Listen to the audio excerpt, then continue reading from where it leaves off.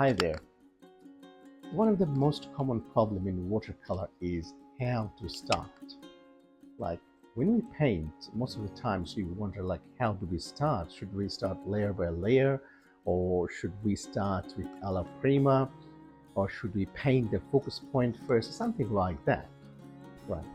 So in this video, I'm gonna paint you and I'm gonna show you one of the easiest process how you can start your watercolor and build your confidence. I'm going to show you how you can start with painting very light and slowly, gradually you go into the darker and darker and increase your values. And you can see that you will be able to do a really great painting in the end. Let's take a look.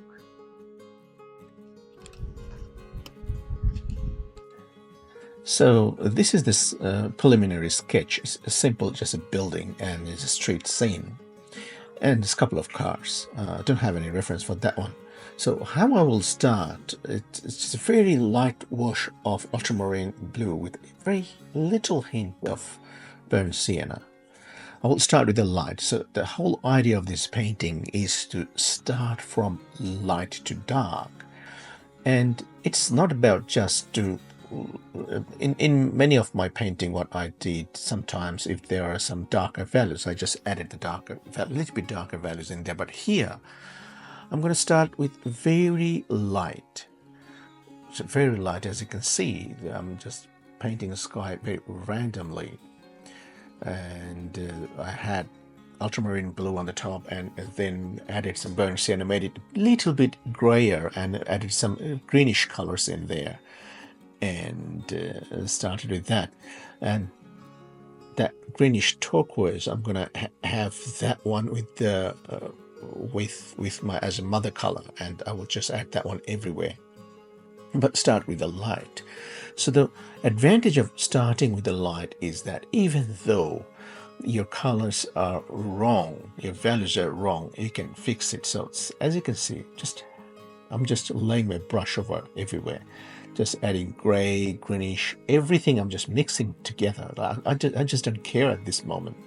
I'm just a little bit, sometimes some places I've left a little bit of white, and then I just brush it up with the lighter values, just a greenish tone in everywhere. And now I will start a little bit of darker values, slowly build that one up. As you can see, this is basically in the foreground, which is nearer to you. That can be a bit of darker, so that's why I just added a darker values in there. And the values mean in the amount of pigment. The more values, that means you added more pigment of the same colors, that same colors or pigments. Now it is a little bit drier, but I haven't waited for the complete paper to get dried, so it has got some wetness into it. Now I just started adding values. That means the colors of any colors you can add. I just chosen some green. So this green I created with a cobalt blue with bit of a raw umber. As you can see, still they are very light, so this is a safe one. The more you have the lighter values, and you can see, you can go back and you can take a look how these are coming up. You can just squint your eyes and see where the darkest values and places should be. So in the background, near the horizon line, I added a bit of, I just took that raw umber out of that blue and I just placed that one in there. So lighter blue in there. Sometimes, as you can see, here and there I have some harder values. I'm using my fingerprint to just make them softer. See, now take a look at my painting now. Everything is very light, wishy-washy stuff. And that's a good thing about it. When you're starting, when you don't know how it's going to come up, when you paint, this is the fundamental thing to try. Start with the light, wishy-washy stuff. And you can't go wrong with that one. even though if your colors are wrong, see it, even though if your values are a little bit of out, but still if you have that wishy-washy stuff, like very lighter values in there, you can correct them. Now in the foreground for the trees, while my paper is wet, I just added a bit darker values in there. And this dark value, look, to maintain the homogeneity of my painting, I'm just using everywhere, I'm just using that raw umber and my little bit of cobalt blue or ultramarine blue. I just added a little bit of cobalt turquoise in there to have that greenish effect. So the darker values, like the blackish values you see in there, it's just a mix of raw umber, ultramarine blue, and burnt sienna.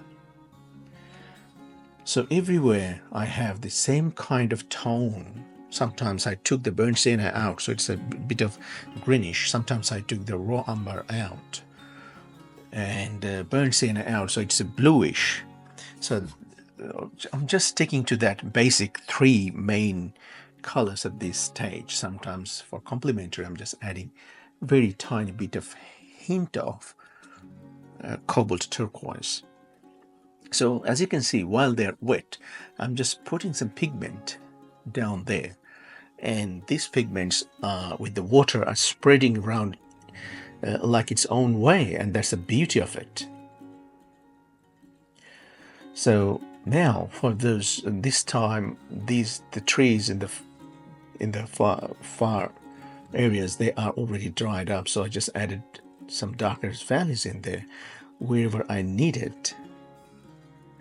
The good thing about this, that this approach is your mindset already set to do very light wishy-washy stuff, and then you adding slowly darker values. If they're too dark, just add a little bit of water, like here I'm doing it. I just add fresh water in there and just make it lighter again.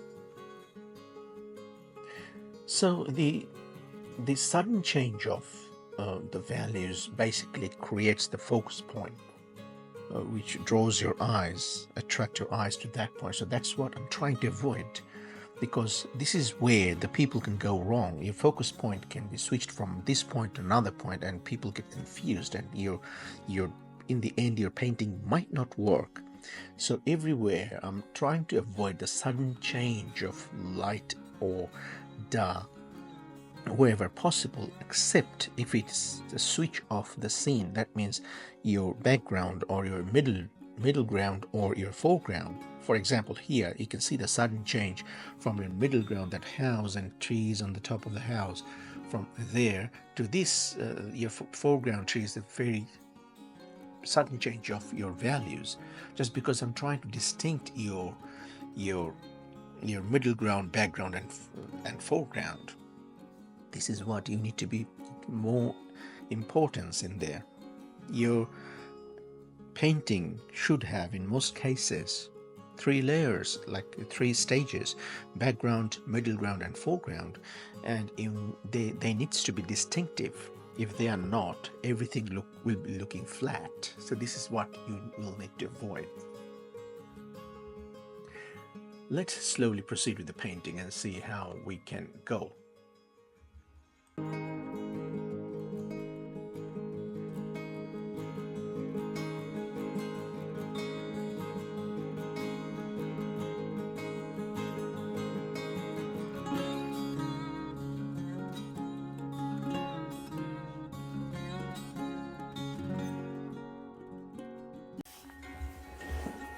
I'm just using one of my old natural hair brush, and just to have some random mark on here. I'm using side of the brush, as you can see, and this brush, very old brush, so I just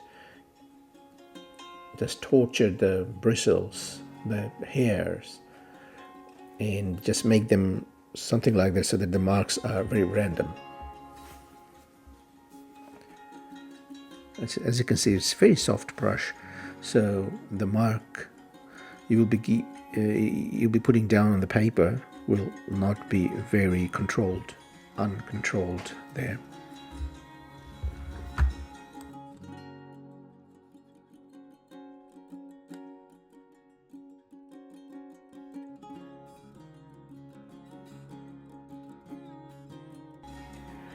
For controlled brush marks, I'm using my Escoda Parallel Size 12 brush, and these are synthetic hairbrush, and they have a very controlled, precise mark in it.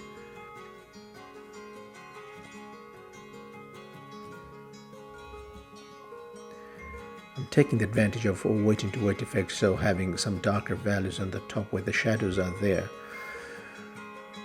and also having some darker values in here because the shadows basically build up there, as well as to do some negative painting around that human figures, so that they are in the focus point. Not actually the figures, but the area is in the focus point. Just remember one thing: wherever your darkest values and lightest value meets, that will be your focus point in most cases.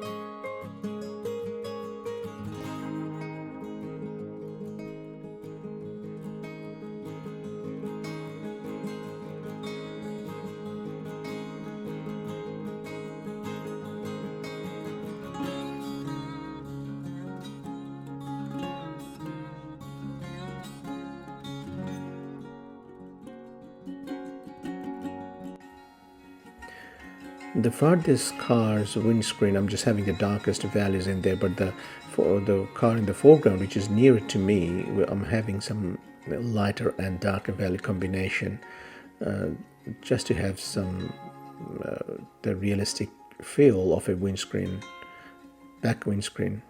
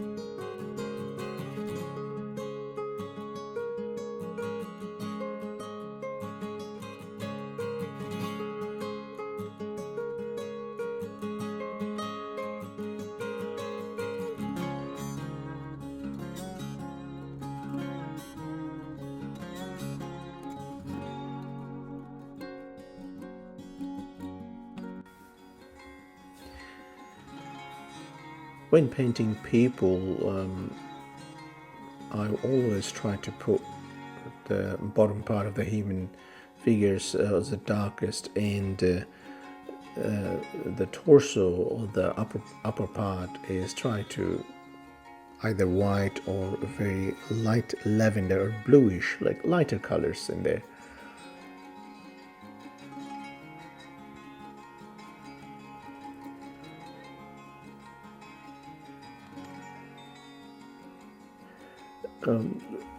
Do not paint figures very carefully, or like showing everything, faces, hands, something like that. Try to keep it subtle. I have one video how you can paint figures very quickly and with the bold brush strokes. Watch that video. That is like end of this video, you can see that my collection of the videos and where I showed those ones. Watch those, that will be very helpful for you.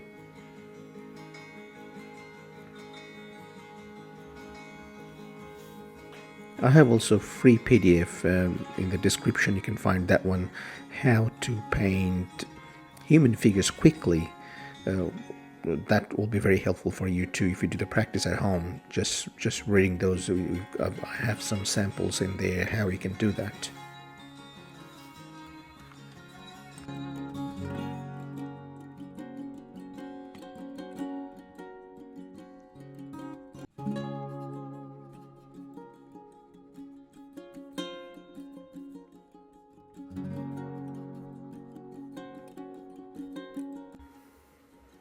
Here I'm trying to adding some random signs. Basically when I do that, I try to always use some dark color or some accent colors, which usually catches human eyes directly there, and just to specify, okay, these areas at the focus point, just have a look into that.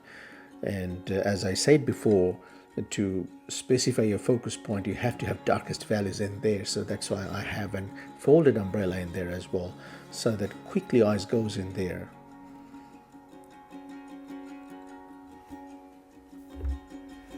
And in the end, I'm just almost wrapping up the painting at the moment. As you can see, we had a bit of in the foreground, we had the darker values, but as I said before, the watercolor, when they dries up, they dries at least 50% lighter than the actual paint you put in there in the first place. So it's making it more darker in there and having some random mark on the street. And as you can see, having some darker value in the foreground, now it has created the sense of distance in the painting, as if this is the nearer to you, and slowly your eyes goes to the house and to the darkest points of the signs there, where I basically try to put the focal point in there, and then your eyes goes around the trees with the cars and farther in the background, something like that. I always try to have some verticals in my paintings if possible, because landscape painting, everything is horizontal, like you paint horizon lines and then you build slowly objects in there. So if you have one vertical in there, that creates that sense of proportion. And I'm just having some bit of glazing of like Chinese white colors, so just to have some sense of distance. So those are very far. And in my whole painting process, I try to maintain that one. Trying to having this whole painting is very lighter, wishy-washy kind of stuff. This is kind of style you can try to achieve in your own style as well.